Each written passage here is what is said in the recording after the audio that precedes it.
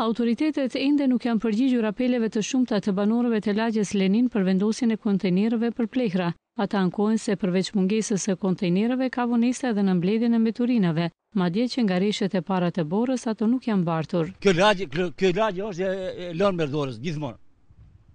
Lagje shqiptare të kërkush nuk punon. Nuk ka as kontejner ka, reka është e asnjë reka. Am push me kit me gjumbre, me odpare, mbarje e madhe. Nuk vjen kontejner, se nuk vjen ka dimuj si ka borë.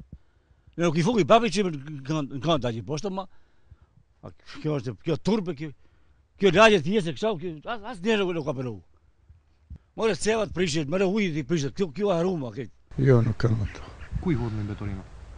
Kalojnë javët një herë. Ama I leni te dera? Po, te dera. Rruga çfarë kanë mund sa I pastrojnë. Atë për se na mren se shumë rraba, shumë parkirën kanë nuk.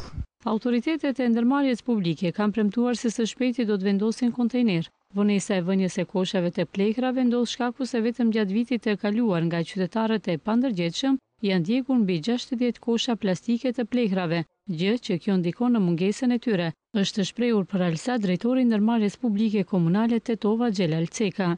Edhe pse nuk e dim se cilës kategori I takon kjo rrugë për të pastruar nga komuna e Tetovës, por ajo që shohim në këtë rrugë është se përveç që ende nuk ka të venduar kontejner për mbeturina siç bën apel banorët ditë më parë, normal që nuk është kaluar të pastrohet edhe rruga.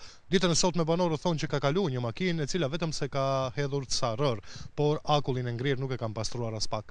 Ndryshe, këto nuk janë problemet e vetme të banorëve të lagjes Lenin. Ata përballen edhe me kanalizimin e keq dhe infrastrukturën rrugore të dëmtuar.